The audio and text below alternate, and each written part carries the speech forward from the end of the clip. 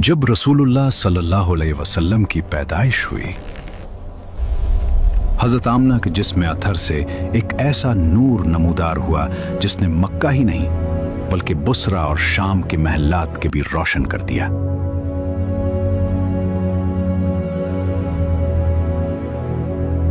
मोहम्मद मुस्तफ़ा सल्लल्लाहु अलैहि वसल्लम आलम वजूद में रौनक अफरोज हुए और पाकीज़ा बदन नाफ बुरीदा खतना किए हुए खुशबू में बसे हुए मक्का मुकर्रमा की मुकद्दस सरजमीन में अपने वालिद माजिद के मकान के अंदर पैदा हुए। बाप कहाँ थे जो बुलाए जाते और अपने नौ निहाल को देखकर निहाल होते? वो तो पहले ही वफात पा चुके थे। दादा बुलाए गए जो उस वक्त तवाफ़े काबा में मशगूल थे। सरदार मुबारक हो, आपके घर वो पोता पैदा हुआ है जिसने मक्का की गलियों को नूर से भर दिया है। अब्दुल्ला का बेटा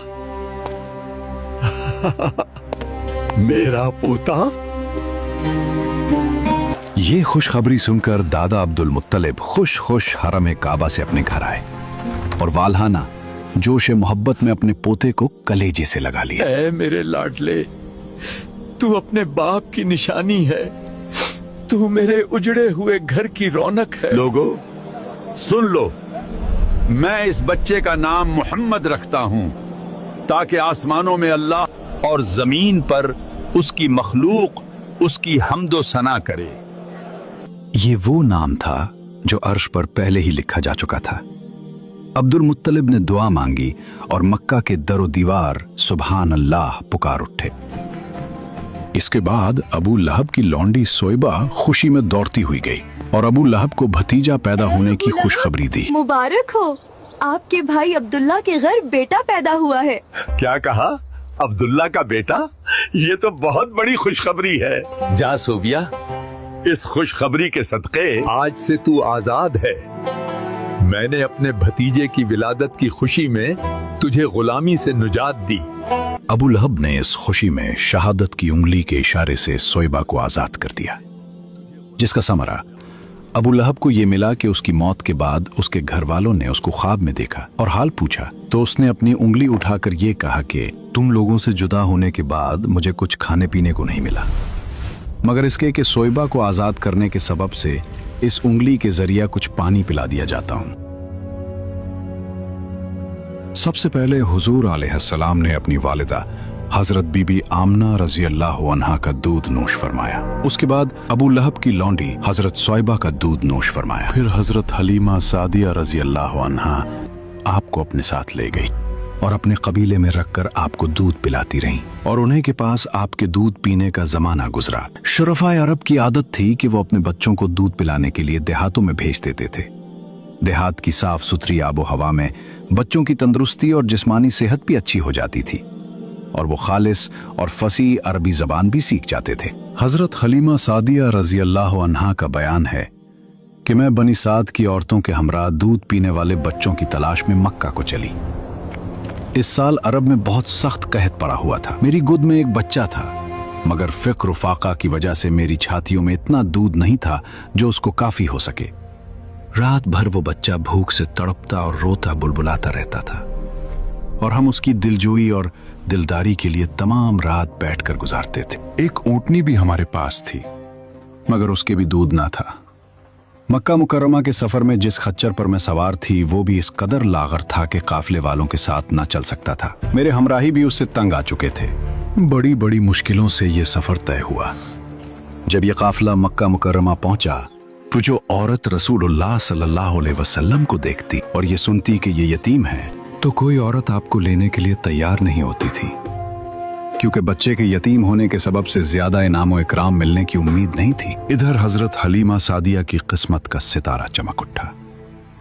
इनके दूध की कमी उनके लिए रहमत की ज्यादती का बाइस बन गई, क्योंकि दूध कम देखकर किसी ने उनको अपना बच्चा देना गवारा न किया। हजरत हलीमा सादिया ने अपने शौहर से कहा, ये तो अच्छा नहीं मालूम होता कि मैं खाली हाथ वापस चलूं। उससे तो बेहतर यही है कि मैं इस यतीम ही को ले चलूं। शौहर ने उसको मंजूर कर लिया और हजरत हलीमा उस यतीम को ले आई, जिससे सिर्फ हजरत हलीमा और हजरत आमिना ही के घर में नहीं बल्कि कायनात आलम के मशरक व मगरिब में उजाला होने वाला था। हजरत हलीमा की सूई हुई किस्मत बेदार हो गई और सरूर कायनात उनकी आगोश में आ गए। अपने खेमे में लाकर जब दूध पिलाने बैठे तो बारान रहमत की तरह बरकात नबूवत का ज़हूर शुरू हो गया। खुदा की शान देखिए कि हजरत हलीमा के मुबारक पिस्तान में इस कदर दूध उतरा कि रहमत आलम ने भी और उनके रजाई भाई ने भी खूब शिकम सैर होकर दूध पिया और दोनों आराम से सो गए। उधर ऊंटनी को देखा तो उसके थिन दूध से भर गए थे। हजरत हलीमा के शौहर ने उसका दूध दुहा और मियाँ बीवी दोनों ने खूब सैर होकर दूध पिया और शिकम सैर होकर रात भर सुख और चैन की नींद सोए।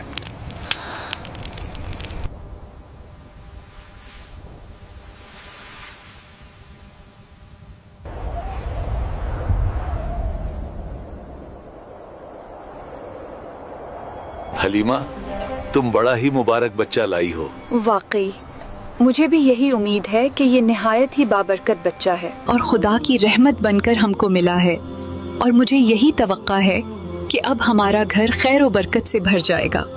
हजरत हलीमा फरमाती हैं कि उसके बाद हम रहमत आलम को अपनी गोद में लेकर मक्का मुकर्रमा से अपने गांव की तरफ रवाना हुए तो मेरा वही खच्चर अब इस कदर तेज चलने लगा कि किसी की सवारी उसकी गिर्द को नहीं पहुंचती थी। काफिले की औरतें हैरान होकर मुझसे कहने लगीं कि ए हलीमा, क्या ये वही खच्चर है जिस पर तुम सवार होकर आई थी, या कोई दूसरा तेज रफ्तार खच्चर तुमने खरीद लिया है?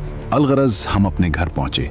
वहां सख्त कहत पड़ा हुआ था। तमाम जानवरों के थनों में दूध खुश्क हो चुके थे, लेकिन मेरे घर में कदम रखते ही मेरी बकरियों के थन दूध से भर गए। अब रोजाना मेरी बकरियां जब चरागाह से घर वापस आती तो उनके थन दूध से भरे होते। हालांकि पूरी बस्ती में और किसी को अपने जानवरों का एक कतरा दूध नहीं मिलता था। मेरे कबीला वालों ने अपने चरवाहों से कहा कि तुम लोग भी अपने जानवरों को उसी जगह चराओ जहां हलीमा के जानवर चरते हैं। चुनाचे सब लोग उसी चरागाह में अपने मवेशी चराने लगे जहां मेरी बकरियां चरती थीं। मगर यहां तो चरागाह और जंगल का कोई अमल दखली नहीं था। ये तो रहमत आलम की बरकात नबूवत का फैज था, जिसको मैं और मेरे शौहर के सिवा मेरी कौम का कोई शख्स नहीं समझ सकता था। अलगरज इसी तरह हरदम हर कदम पर हम बराबर आपकी बरकतों का मुशाहिदा करते रहे, यहां तक कि 2 साल पूरे हो गए और मैंने आपका दूध छिड़ा दिया। आपकी तंदुरुस्ती और नश्व नुमा का हाल दूसरे बच्चों से इतना अच्छा था कि 2 साल में आप खूब अच्छे बड़े मालूम होने लगे। दस्तूर के मुताबिक अब अमानत उसके असल मालिक के हवाले करने का वक्त आ चुका था। हजरत हलीमा भारी दिल के साथ मक्का पहुंची। गलियां वही थी, मगर आज उनके हाथों में पूरी कायनात का सुल्तान था।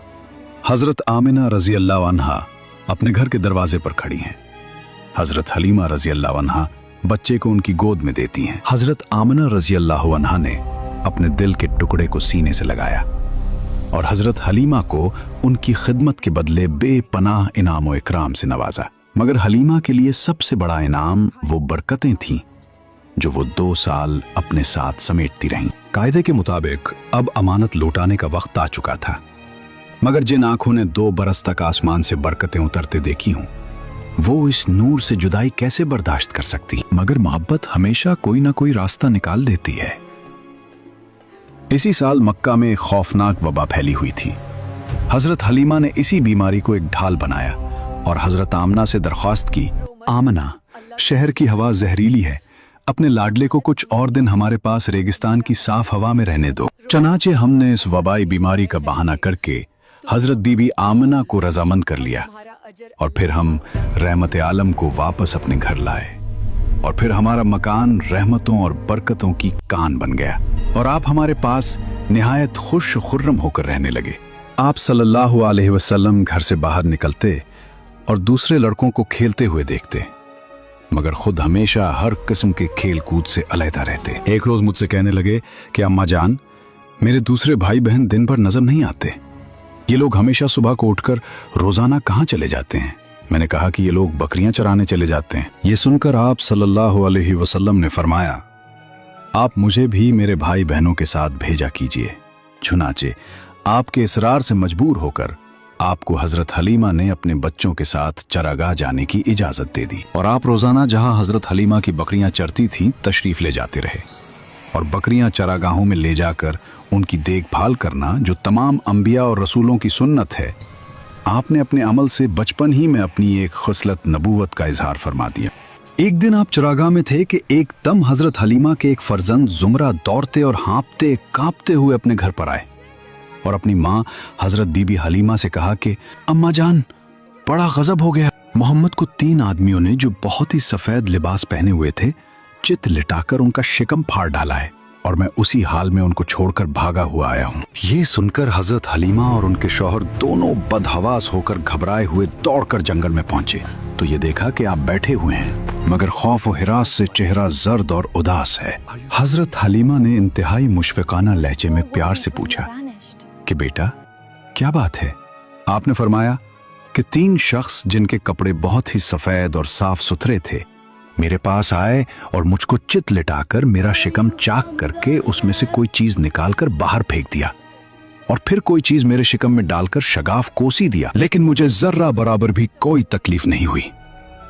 वाकया सुनकर हजरत हलीमा और उनके शौहर दोनों बेहद घबराए और शौहर ने कहा कि हलीमा, मुझे डर है कि इनके ऊपर शायद कुछ आसीब का असर है, लिहाजा बहुत जल्द तुम उनको उनके घर वालों के पास छोड़ाओ। उसके बाद हजरत हलीमा आपको लेकर मक्का मुकर्रमा आए क्योंकि उन्हें इस वाकया से ये खौफ लाहक हो गया था कि शायद अब हम उनकी हिफाजत ना कर सकेंगे। हजरत हलीमा ने जब मक्का पहुंचकर आपको आपकी वालिदा माजिदा के सुपुर्द किया तो उन्होंने दरियाफ्त किया कि हलीमा, तुम तो बड़ी ख्वाहिश और चाह के साथ मेरे बच्चे को अपने घर ले गई थी, फिर इस कदर जल्द वापस ले आने की वजह क्या है। जब हजरत हलीमा ने शिकम जाग करने का वाकया बयान किया और आसीब का शुबा जाहिर किया तो हजरत बीबी आमना ने फरमाया कि हरगज नहीं, खुदा की कसम, मेरे नूरे नजर पर हरगिज कभी भी किसी जिन या शैतान कामिल अमल दखल नहीं हो सकता। फिर अय्याम अमल और वक्त विलादत के हैरत अंगेज वाकयात सुनाकर हजरत हलीमा को मुतमईन किया और हजरत हलीमा आपको आपकी वालिदा के सुपुर्द करके अपने गांव में वापस चली आई और हुजूर अलैहिस्सलाम अपनी वालिदा की आगोश में तरबियत पाने लगे। जब हुजूर अक़दस सल्लल्लाहु अलैहि वसल्लम हजरत हलीमा के घर से मक्का मुकर्रमा पहुंच गए और अपनी वालिदा मोहतरमा के पास रहने लगे तो हजरत उम्मे ऐमन, जो आपके वालिद माजिद की बांदी थी, आपकी खातिरदारी और खिदमत गुजारी में दिन रात जी जान से मसरूफ रहने लगे। ऐमन का नाम बरकत है। यह आपको आपके वालिद से मीरास में मिली थी।